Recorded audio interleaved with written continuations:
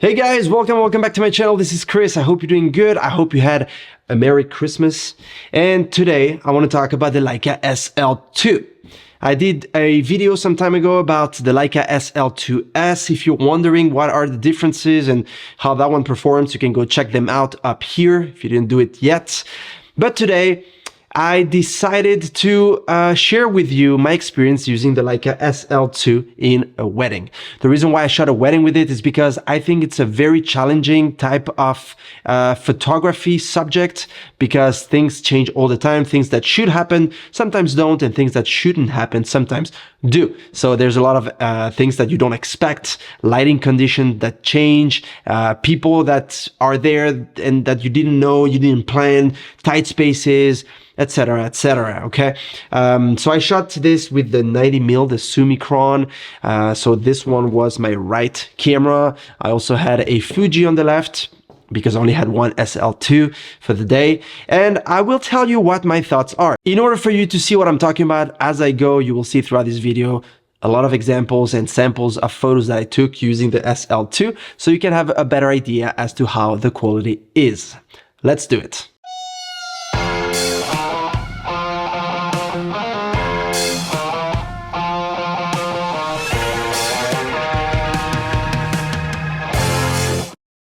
Let's start with the weight and size. So that might seem a little backwards to you. Why do I start with the size and the weight?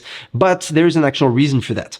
When I shoot a wedding, I like to carry something that's very light. I don't like setups that are too heavy. And this one is a little heavier than my usual mirrorless cameras. So when I received it from Leica, I was a bit like, okay, this is not the lightest. In fact, it is 800 plus grams for the body alone and 700 grams for the Summicron 90mm. So it's roughly a combo of 1.5 kilos. Now, the day of the wedding, I had my desired leather strap, which is this one, which allows me to put a camera on both sides. It basically distributes the weight on both shoulders the same way, so I did not have any problem whatsoever. Now, I did see a plus with this, and it's the fact that it's a little heavier, which makes it a little better when you're taking your photo. It does have IBIS, I'll tell you more about it a little later in this video, but combined with the weight itself makes it more stable to take photos, especially when you're shooting with a 90mm. So that it was not an issue at all, and I would even say that I like to have that extra weight, and the grip, which by the way is absolutely gorgeous. It really stays in your hand, and yeah, I mean, this is great. In terms of focusing and autofocus and phase detection, as you might know, I'm not a big fan of phase detection myself. I normally use the traditional good old focusing and reframing. But in this case, I did want to test it for you guys and for myself to see how it is. And there is a cool feature where you see basically little squares around people's faces. So when you have more than one person in your photo, basically you can select which person's face you want to focus on. You use the joystick and you go around and you can choose which one. And that is really cool, actually. It's a very neat feature, because let's say that you have the framing and you're ready to take your photo, but you decide that instead of shooting this person, you want to shoot that person. You just change with the joystick. You go on the other person next to this person that you're focusing on, and there you go. So everyone else is a little out of focus depending on the aperture, obviously, but you're sure that you're going to focus on the right person. So that is actually very neat, which brings me to the next point, and that's the fact that this camera does the autofocusing using contrast detection. That's not something I'm a big fan of. I don't necessarily like that so much, but in this case, I did not miss a single shot due to the fact of having a contrast detection type of autofocus. So for a wedding, it is totally fine. This lens opens at f2 maximum aperture.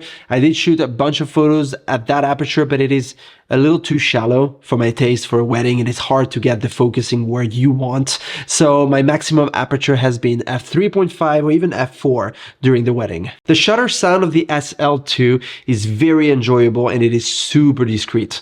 It also gives you that certainty that you actually took the photo. I don't know how to explain this, but I mean, listen to this.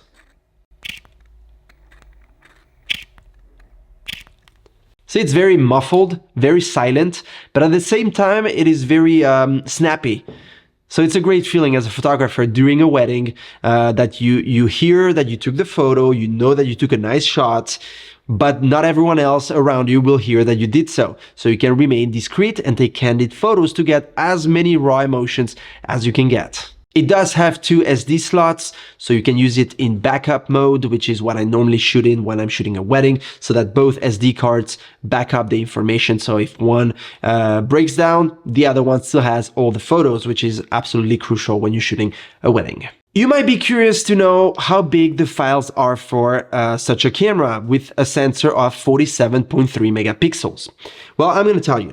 I've been shooting DNG and JPEG in natural mode. We don't really care what mode you're shooting JPEGs because I only edit my DNGs and I use my JPEGs just to find photos quickly if I have to, instead of using the heavier DNGs. And the file size has been between 87 and 90 megabytes per file. So that gives you a little idea. I shot a little over 500 photos and it was a total of 46 gigabytes of DNGs. An important factor, I think, in any modern camera is the EVF, especially when you're shooting a wedding, because you want to be able to see crisp and really see all the details as you're taking your photos. Now, this guy here has a 5.7 million dots and a refresh rate of 120 FPS.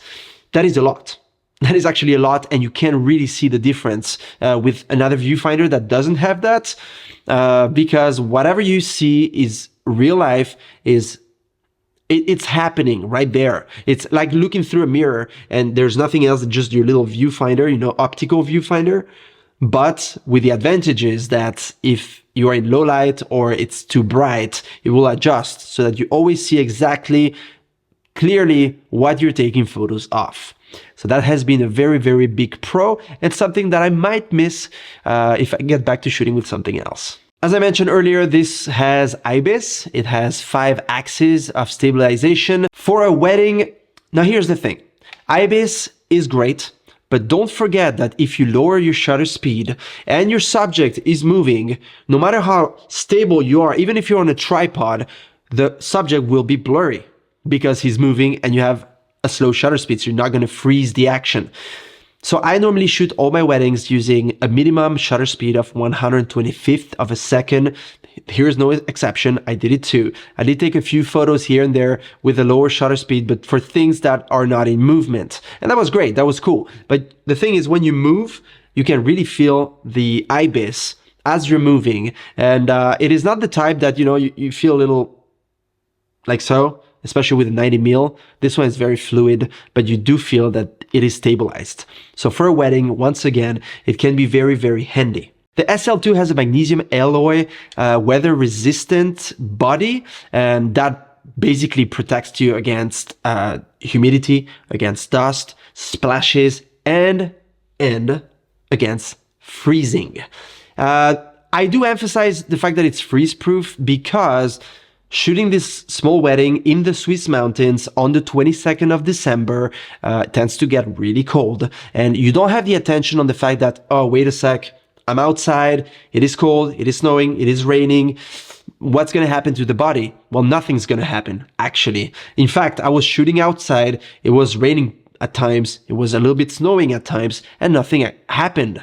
I could keep the people there, even if they were covered, if I was moving a little bit into the water, nothing happened. And that was a very, very big pro for me as a wedding photographer, especially if you're going to be shooting in winter or in an area that is really cold. You don't have to worry about the environment and the weather where you're taking photos. The battery life is supposed to last up to 370 shots. I did not count how many photos I took with one battery, but I can tell you that I was at the end of the afternoon, roughly, and that is when I swapped for the other battery, and I shot a little bit more than 500 photos with it. So that gives you kind of an idea about how many photos you can take with one battery, which is roughly 350 photos, 340, something like that. There, so my overall experience using an SL2 for a wedding with a 90mm for close-ups and portraits has been really, really good. It didn't let me down. The quality of the glass, I mean, we're not even gonna debate that. You can look at the photos and see for yourself what you think, but I find it exceptional. Like always, I mean, it is Leica glass, so there's nothing to say about that. And the body itself really does feel sturdy. It feels good. It feels very grippy, and those are maybe minor details for you, but when you're shooting a wedding, those are all things that to me are important and do make a difference. So I was glad that I could test it out. I hope the photos I showed you give you a little idea of what you can get, and I hope I answered any and all questions you might have had about this SL2 shooting a wedding specifically. If you do have other questions though, please feel free to write it down in the comment section below and I will answer as soon as possible. Don't forget to subscribe, or don't. Either way, you will see my videos in your feed. If you do subscribe though, you will get the latest and greatest, and you will help me grow this channel even more. So take care. Keep taking great shots, and I see you, like always, in my next video. Cheers!